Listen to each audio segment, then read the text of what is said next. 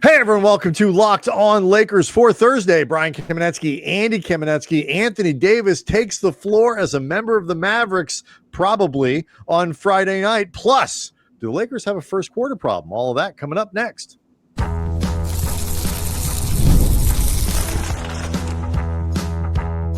You are Locked On Lakers, your daily Los Angeles Lakers podcast, part of the Locked On Podcast Network, your team every day. Thanks to everybody for making Locked On Lakers your first listen of every day, including this Thanksgiving Day. And Andy, what are we thankful for? We're thankful for being the number one podcast network, sports podcast network in the universe, as far as we can tell. So we appreciate everyone. You're getting the podcast through Apple, through Spotify, whether you're a regular viewer on the YouTube channel with 37,000+ subscribers. We appreciate it no matter how you do it. And we hope you're having a great Thanksgiving. And we appreciate you spending a little bit of it with us. Plenty to talk about for this as we get ready for Friday's game. And just as a housekeeping note, we will be back Friday night after the game. So, Anthony Davis speaking to the media on Wednesday made it pretty clear that he is hoping to be able to return to the floor on Friday. The Mavs have a back-to-back Friday and Saturday. AD, if he gets on the floor, will only be able to play in one of those games, and was asked about which one he prefers. And without saying explicitly the Lakers, he looked at the reporter like he had 17 heads and said, "Is that a real question?" Everybody knows which game I want to play in. And he does not mean Saturday night's game. He means Friday. AD has been back to the arena. I think he was in the building last year post-trade, but he didn't play. This would be the first time that he plays as a member of the Mavericks post Luka trade. I mean, Lakers fans will treat him really well. No question about that. And they should. AD, I think, will be playing with a pretty big chip on his shoulder. I don't know. I don't see why he wouldn't be. It's unfortunate the timing of this, because the first time the Mavericks were in LA with Anthony Davis on the team, he was injured, and the tribute video that he predictably rightly got played while he was in street clothes, which, you know, for a lot of people will seem like a cruel joke writing itself. And I think in a lot of ways reinforces so many of the narratives about Anthony Davis, some of which are, if not unfair, I think can be exaggerated. But it also, I think, it is emblematic of how his time with the Mavericks is just setting up to be a bleep show. And it's a bleep show that is centered around Anthony Davis as a main character of the bleep show, but actually has little to nothing to actually do with Anthony Davis as one of the lead characters of the bleep show. The main character was already written off the show. His name was right. Although he's no longer part of this. I will say, I think our friend Nick Angstadt put this out on a host of Locked On Mavs, put this out the other day on the social media, that at this point, Cooper Flagg has now played in more games with the Dallas Mavericks than Anthony Davis.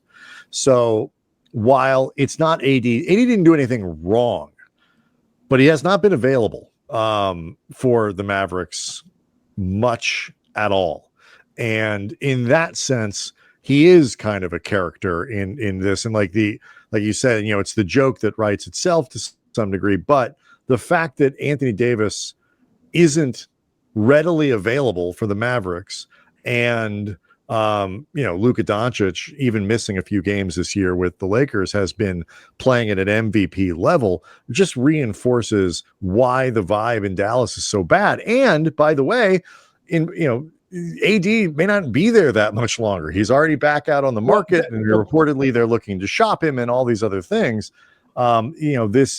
the Anthony Davis portion of this sordid chapter in Dallas history and a wonderful chapter in Lakers history, the Dallas portion, for AD could be ending pretty quickly. Well, but that's sort of what I'm getting at. Like, the reason it is a bleep show in some respects has nothing to do with Anthony Davis, because no matter who they traded Luka for out of nowhere when Luka wanted to remain a Maverick for life, unless they traded him for Jokic or Shea or Wemby, the bar would need to be exceptionally high for Mavericks fans not to be pissed off to begin with, in ways that are independent of Anthony Davis and have nothing to do with him. Because, lest we forget, AD's a pretty damn good player in his own right when he's available. But also, once the Mavericks fell ass backward into landing Cooper Flagg and the number 1 overall pick, all common sense, no matter how much the Mavericks are, if nothing else, projecting to be resisting common sense and projecting that they're not looking to tear it down, rebuild, and maybe that's what they're actually thinking inside the building. But the reality is, the smart, logical, sensible play is trade Anthony Davis, trade anybody who you do not foresee as part of the future moving forward, and start this rebuild, particularly at a time where Dallas is about to control their 2026 first-round pick. That's the last they have full control over in a while. So in that sense, Anthony Davis also, again, he is a main character in this story, but he's a weird combination of main character and ancillary character, because so much of what makes all of this intriguing really has very little to do with AD, because even if AD was on the floor and available, the Mavericks wouldn't be good enough to justify this. And you would still, of course, and you would still, in all likelihood, want to trade AD, because the timeline for Flagg is not going to line up with AD. Yeah. But as a symbol for why this trade is such a disaster, the fact that he can't play is a big deal. Oh, he's the unfortunate face of it. Well, Nico was the unfortunate face. AD was the second face. For me, what this really reinforces, other than the fact that today's episode is brought to you by FanDuel, and right now new customers can get just $5, and if your bet wins, you get $300 in bonus bets to use across the app. Head to FanDuel.com to get started. But the other thing, Andy, that this reinforces for me is just how profound a rescue this was for the Lakers. Like, the get out of purgatory card here that was presented to them by Nico Harrison is astonishing. Like, it may be, and I don't need, we don't need it, but you don't need to at me, but like, if it's not the greatest get out of, purgatory free card in sports history, it's damn close. It's not that the Lakers were bad. They weren't. They were stuck. They were in this place with LeBron and Anthony Davis where they had no good out. They were too good to tank. You have LeBron near the end of his career still playing at an all-NBA level, and Anthony Davis is an all-NBA caliber player. But together, they're not good enough. You don't want to be in a position where when LeBron is gone, you're building around Anthony Davis, because, that's just not, you don't want to have to extend him. Like, Anthony Davis is making more money right now than Luka. Like, the Lakers. And he's also too old. He's too old. Right. That's what I'm saying. Like, he's too old. He's too fragile. He's, it is a nightmare waiting to happen, but you also don't really have a good out to get away from Anthony. There's like, the Lakers were basically screwed. And, they were just in this situation where they were never going to be terrible, but everyone knew that their chances of winning a title were basically zero with that core. And they were afraid to move off this. Like, they were clearly, transparently afraid to do anything moving off this LeBron AD thing until the Luka thing got presented to them. I used to say all the time, they were going to be giving LeBron 1+1s at a max dollar in perpetuity until he was like 50, if it was the choice between that or move off LeBron without a superstar in hand. Like they would not do this. And LeBron and AD, they could still play well together, but they were increasingly difficult to build around. There was too much redundancy to put a team around them. And the Lakers were too scared to move off it, but too, I think, understandably reluctant to go all in with it. To your point, you cannot overstate just how much of a lifeline the Mavericks inexplicably presented the Lakers. And it is Thanksgiving. We should all be damn grateful for this. And we'll see when Nico gets his statue. So a couple more things about this, and plus we'll ask the question whether or not the Lakers have a first quarter problem. Get to that next. Locked on Lakers is brought to you by FanDuel and the NBA. It is upon us. The season has been really entertaining, particularly if you're a Laker fan. And there is no better place to get in on that action than FanDuel, the official sports betting partner of the NBA. Even if you miss the start of the game or you want to ride a hot hand, FanDuel has live bets on everything from who will score next to fourth quarter comebacks. Plus, you can combine your live bets into a same-game parlay for a shot at a bigger payout. It makes every game more exciting, especially when your team, I'm presuming the Lakers, are making a late push. Right now, FanDuel is giving new customers $300 in bonus bets when your first $5 bet wins. So head to FanDuel.com to sign up. Play your first game with FanDuel, the official sports betting partner of the NBA. So real quick before we get into the first quarter issues and other stuff with the Lakers, we were talking about the perennial joke of Nico Harrison. When does he get his statue from the Lakers? Earlier, before we recorded, I was doing Lakers Talk, my weekly Lakers show for 710 ESPN in Los Angeles. And a caller brought up an idea that I had never even considered before, but it's even better than the Nico statue. Somebody, and there are a billion artists out there in LA, somebody needs to do a Nico mural. Like a mural of Nico around the city. That I'll tell you this, it will never get defaced. Nobody in LA is going to damage that mural at all. But I think you could argue that a mural is maybe even more indelible and appropriate, a tribute and celebration of Nico than even the statue. Well, I will say this. It is, a statue is more formal. Mm-hmm. A mural, because like the Lakers aren't really going to give Nico Harrison a statue. I mean, he deserves deserves one. I mean, the man deserves one. That's not my contention here. He's not going to get one. That's like, you can't do that. No. But murals are creatures of the community. They are created of the people and the community, and the people can express. All you need is a wall, and I guess permission, or something. And you can have, a Nico Harrison thing. That's grassroots organic stuff. Honestly, and, I like that. I mean, better. I would have massive respect for anybody who did that. I like that actually better than the Nico statue joke. Like, I think it's funnier. And B, it's actually more plausible. It's way more plausible. There's no question about that. I know that there are tons of Laker muralists out there. We see all the Kobe murals in particular. At least one of y'all's got to be listening. Get on the Nico mural. That would be just beautiful. No, I'm big on that. So I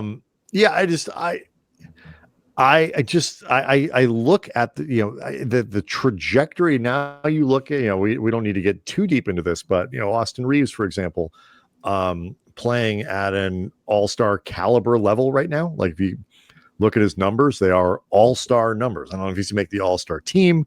It is way too early to have that conversation. And quite frankly, I find those conversations, like, they can be really, you can be often splitting hairs with this stuff. I mean, this year he might actually make it because so many people that he would. There are like 7. There are like 9 players in the league who are eligible to make the All-Star. I mean, Jake LaRavia might make an All-Star team. Jackson Hayes got a good shot at it. Oh yeah. Like nobody's eligible for the All-Star game. It's gonna be us. You know, like that media game that the Celtics played a couple of weeks ago or whatever. You're gonna pull some dudes and from the Nuggets. that. Yeah. You're right, the Nuggets, right, or whatever it was. Like, you know, but like Austin Reaves, if you look at the Ringer did their offseason rankings of players, we talked about it, their top 100. I think Reaves was like somewhere in the 50s, 55, 56, something like that. In their 1 month in rankings, he's in 32. So, you know, that's a big rise from AR based on what he's done. And like you look at the timeline they're on now, and they've got Luka entering his prime, and you've got Reaves entering, you know, in his prime essentially, and you know, a little bit, you're kind of at least have some draft picks. You're getting out of the wilderness of the draft picks that you've given up and all that kind of stuff. And it's just like it is an amazing stroke of fortune, and why people hate the Lakers. You know, it's funny. I'm not going to say that the Lakers are necessarily one Max Christie away from being an inner circle contender, but they are one. They are one Max Christie type away from potentially being like, it will never happen. Just for a bunch of reasons. Well, how about this one? I mean, I the money doesn't work. You'd have to figure it out. But like, you know, how much like Herb Jones could become available in New Orleans, at least in theory. Like everybody could become available there. If they're smart. Like that. Like you'd need something other than Dalton. And yeah, but like, would you use like Dalton and a first rounder and then figure out the rest for Herb Jones? Yep. Done. I would trade any of the expirings for Herb Jones, you know, in the first, obviously, other than Rui. I don't think Herb Jones in place of Rui makes them good enough, even though Herb Jones does some of the things that they need on the roster. And, you know, Rui would come to mind just because he's the biggest expiring contract. But I think they also need the stuff with Rui. I don't know if Herb Jones makes them that much better. Everybody else, he's not a terrible shooter. His career is 36% 3-point shooter. But other than his one season a couple years ago where he was at 42%, he's not he's never replicated that season. He's more D and 3 than 3 and D. 3 and D, yes. And whereas Rui is mostly more like 3. Right, but really, good. It's a big and he's 3 in the sense of he's a 3-level scorer. Like Rui is, when he gets the ball enough, a vastly better scorer than Herb Jones. Like it's not even close. Yeah, and I think they need Rui on top of the Herb Jones type. But would I give up a first and pick your expirings for Herb Jones? Done. I wouldn't even have to think about it. But yeah, they are ironically. They could really use Max Christie, although the Mavericks, not in a million years, are they going to trade him to the Lakers. I don't care what they offer. Set up what you want to talk about with him. We'll go to the break in a minute here, but set up what you feel could be the issue here with the first quarter, and then we'll talk about it after the break. I think I have some concerns that the Lakers 13-4 start, and they're obviously off to a great start, greater than even people like you and I who were bullish on this team expected them to start out with. And in particular, we are seeing these first quarters where Luka goes bonkers, and his production in the first quarter has been honestly astonishing. Nuclear. It is also, yes, it is also part of first quarters that are the Lakers' worst of the 4 quarters by a long shot. And I have concerns that the overall success is going to keep masking a problem for this team that I think could become more problematic as the season goes along, and is also frustrating to me because it feels so damn easy and logical to solve. So we will get into that coming up next. Locked on Lakers is brought to you by DoorDash. The NBA season, it is scorching hot, baby.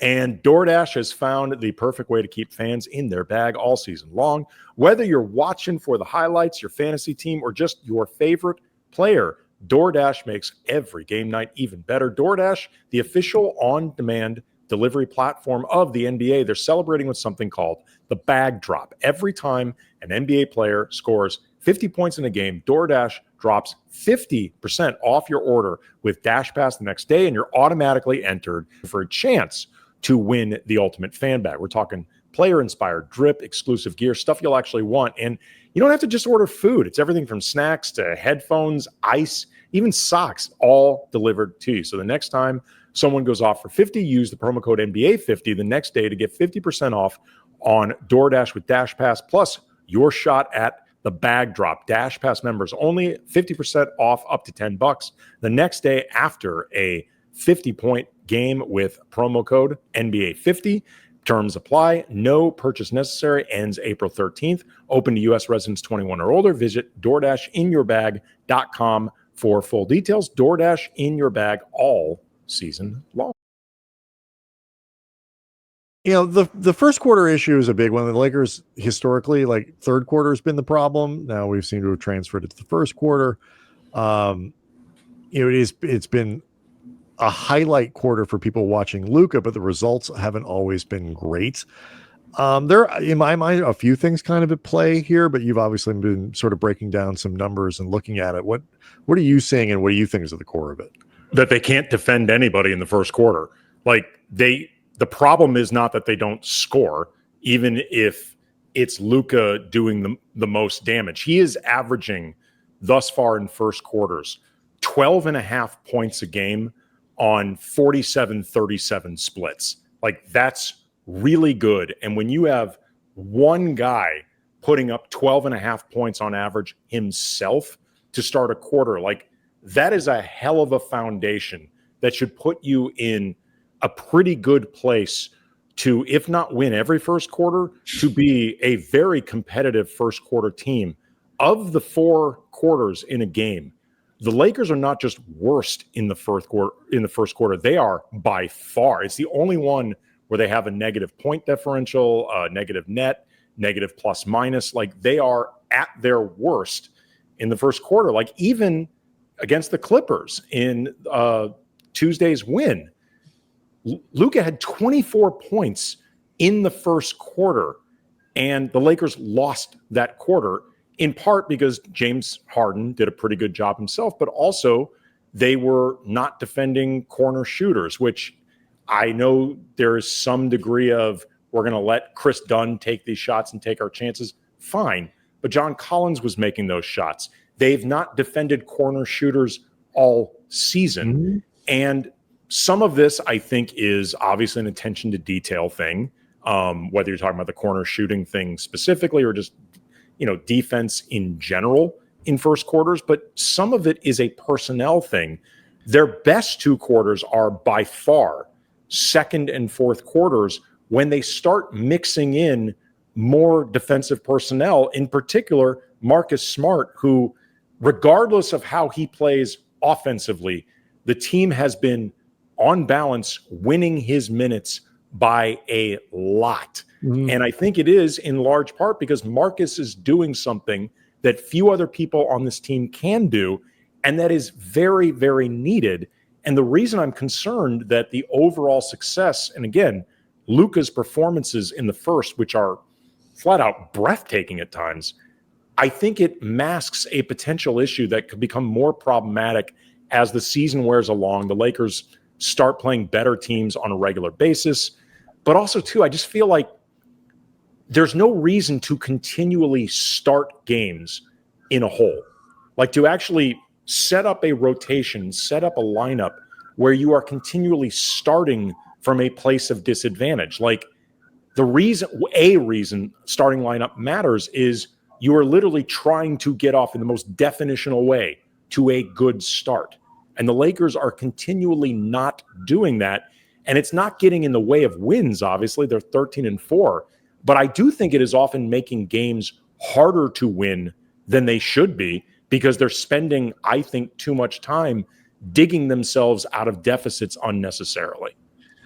I mean, obviously, when they want to be doing better, I've advocated to switch the starting lineup for a while. And I just think it's real quick. I think it could be easy to overlook because Luka was so incredible in the first half against the Clippers, and they won that game decisively. And it's always fun to beat the Clippers and see them lose their mind and Chris Dunn get ejected and the depression swirling around them. I'm sure the Lakers' schadenfreude is through the roof, and I get it. Have at it. But I think in a lot of ways it's still emblematic of the problem that's been going on because they did lose that first quarter. They did finish the half only up 3. Then they eventually kicked the crap out of them. But I just feel like this is being made more complicated than necessary. Well, I mean, I'll say this: like, you're really talking about one guy. You're talking about how much do you play Marcus Smart and when, because Jared Vanderbilt's not playing. Yeah. And if this is the sort of the rotation that they have going forward, Vando, I mean, he'll appear on the floor, but I mean, did he play against the Clippers? Not to my recollection. I don't think he did. He was a DNP. No. I'm just trying to remember if he got 3 spot minutes somewhere. I don't think he did. And this is without DeAndre Ayton. This is without DeAndre Ayton available. And so, you're talking about how do you deploy Marcus Smart versus Rui Hachimura and when. But I will say this. I think, and we talk this came up a lot in the Kobe era too. What when one guy, particularly the guy who sort of has the ball in his hands to start possessions, is kind of just doing so much, and he's taking so many shots, and I'm not calling Luka a ball hog, but defense, I think, tends to happen better when the ball is flying around the floor, when more people are touching it, even if Luka ultimately is the one who is shooting. I do think it would be beneficial generally to have more balance in first quarters. I think maybe they'll get more of that now that LeBron is back. And I'm not sure if which it's sort of a chicken and egg thing. Is do the Lakers, does Luka go nuclear because they're otherwise not going to be able to stick around and Luka's keeping him in games? No. Does sometimes Luka's nuclearness get in the way perhaps of better defense? I mean, it probably varies depending on which game you're looking at. But in a perfect world, I think you wouldn't want him to do that. And I don't think you wouldn't want him, more importantly, you wouldn't want him to need to do that. Well, this is this is how Luka's played his whole career. Like, if you look at his splits for his career, his first quarter is the highest for points and field goal attempts. Like, this is nothing new for Luka, and it's nothing Laker specific for Luka. Right. And I just, so I'm trying to, I don't want, it's Thanksgiving. I don't need people yelling at me about Luka. None of this is intended as a criticism. Unlike you, I don't think Luka's the problem. You're the one that's trying to pin this on Luka. That's right. Happy Thanksgiving. It's just one of these things where you wish that this sort of thing wasn't needed. I agree with you. I think you can start by putting your better defender in the starting lineup and making the starting lineup have the most sense, make the most sense from a balance standpoint. And particularly with LeBron back, I think those questions become even more clear. I think that relationship becomes even more clear as to why you would want Smart in there as opposed to Rui. And that, I think, would clean up a lot of it. But I do think the Lakers need to find a little bit better balance early in games, just to kind of make sure that your defense, which I think the Lakers defense is going to be sort of in a direct relationship with its offense for most of this season. I think that's how it's going to work. If they could find a little bit better balance, I think it'd be easier on Luka, and it probably would benefit the Lakers a little bit defensively. I will say this, though. I fully expect, we'll see how the last 5 minutes of games work out. I fully expect second quarters, top of fourth quarters, and stuff like that to be times when the Lakers really do dominate games. I think that's where they're going to make their most headway, particularly now with LeBron back, because they can put so much imbalance against other teams. Like, you can have Austin Reaves and LeBron James to start the second and fourth quarters. And other teams, while they might have good players and even a star on the floor, are not going to be able to compete with that.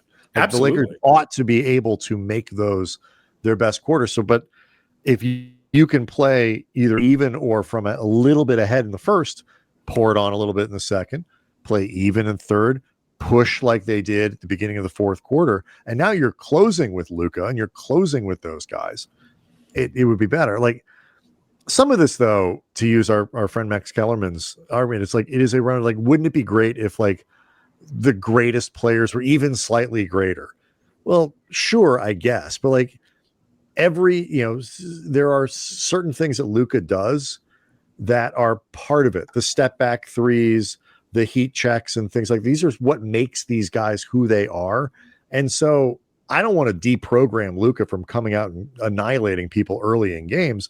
I don't either. Little tweaks. I don't either. I don't want Luka to change a damn thing. I want JJ to change the lineup. I'm not concerned about what. But you don't think that the offense, things like that, has anything to do with it. You don't think it would be better for them if they had a little bit more balance early in games? I think it could, regardless of who starts. I think it could be fine if they did. I don't object to there being more balance. I think, though, the problem that they are having in the first quarter is far less about whatever balance or imbalance with Luka's scoring and the fact that they don't defend anybody. And unless you think it really is more about guys not feeling as much in the flow because they're not putting up as many shots and it affects them defensively, I think it's much more a personnel it's thing. less about they're sulking. I just think your floor balance is better. And I will say this, though, to your point, these splits are pretty clear. Like, Ayton and Rui are not a good combination on the floor. Well, and also they haven't been thus far. My last point on this, and I know I've made it a zillion times, and the everydayers know this, and I appreciate your indulgence. If the reason you are starting Rui is because of the spacing and his shot making, and it theoretically makes you impossible to guard, give the guy the ball more. Like, he's your best shooter by far. Like, as first, particularly just pure 3-point shooting, he gets 4 threes a game.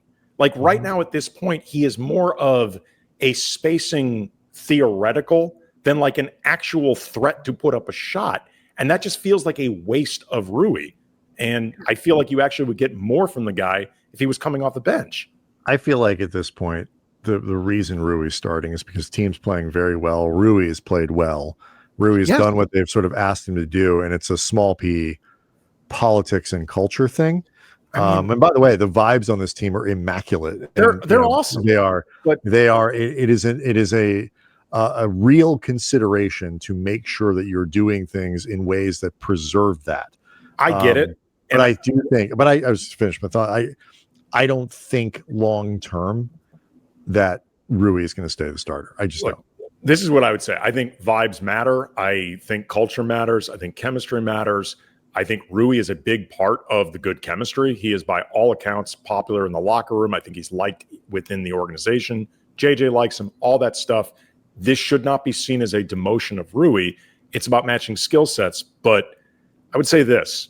If you can ask Lamar Odom to come off the bench on a better team, when all sincere respect and appreciation for Rui, the everydayers know I've been a big Rui proponent. Lamar Odom's a better player than Rui, and not even close. If you can ask Lamar Odom to come off the bench for a better team, you can ask Rui to do this. And I think that's where they'll get. But I think what they're doing right now is, they're winning games, but they're also just sort of allowing this process to kind of run its course to where they can just be like, this is what we need to do. We've given it 10 games with LeBron. We've seen what it looks like. Sure. We got to make a change. They won't talk about it as a demotion for Rui. It would be helpful. They don't, I was going to say they need to. They don't need to. It would be helpful if they could put it in a place where Rui doesn't feel like it's a real demotion. I mean, And it'll be sorted out through minutes, but that'll come. Well, look, if the guy replacing him in the starting lineup is the guy that you're looking to keep his minutes down possibly anyway, ain't that hard a problem to solve. I agree. Locked On Lakers on YouTube is where you can hang out with over 37,000 subscribers to the channel. Happy Thanksgiving, everyone. We'll see you after the game on Friday.